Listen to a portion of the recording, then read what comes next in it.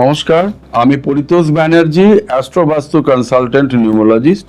আমায় অনেকে প্রশ্ন করেন ব্যালকনি তাদের বাড়িতে আছে, ব্যালকনিতে কি রং হবে।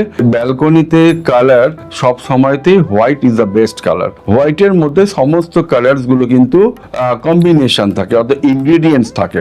সুতরাং এই হোয়াইট যদি আপনারা যে কোনো জায়গার ব্যালকনি, পূর্ব দিকে হতে পারে, আপনার ব্যালকনি পশ্চিম দিকে হতে পারে, উত্তর দিকে হতে পারে বা দক্ষিণ দিকে হতে পারে, চেষ্টা করুন যদি সেটা হোয়াইট কালার বা ক্রিম কালার করা যায় তো খুব ভালো।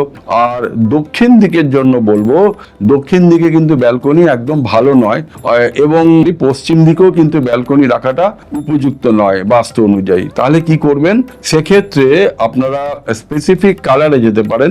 যাদের বাড়িতে সাউথের দিকে ব্যালকনি করে রেখেছেন বা হয়েছে, তাহলে সেক্ষেত্রে পিঙ্ক কালার ব্যবহার করতে পারেন, লাইট পিঙ্ক কালার। এবং যাদের বাড়িতে পশ্চিম দিকে ব্যালকনি আছে, তারা কিন্তু লাইট স্কাই কালার বা লাইট ব্লু কালার করতে পারেন। অবশ্যই কিন্তু লাইট হবে, ডিপ হবে না। এছাড়া আপনারা ব্যালকনির যেটা নর্থ ইস্ট কর্নার, সেই কর্নারে আপনারা বাসিল প্ল্যান্ট, মানে তুলসী মঞ্চ, ছোট্ট তুলসীর পৌধা বা তুলসীর প্ল্যান্ট রাখতে পারেন।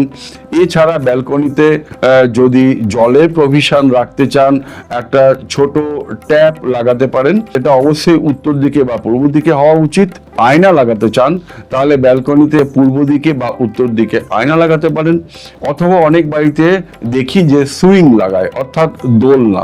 যদি আপনার কোনো কারণে আপনার ব্যালকনি যদি বড় হয়, সেখানে আপনি অবশ্যই দোলনা লাগাতে পারেন, দোলনা অ্যাক্টিভেট করতে পারেন। সেক্ষেত্রে যিনি সুইং করবেন তার মুখটা যেন পূর্ব দিকে বা উত্তর দিকে থাকে।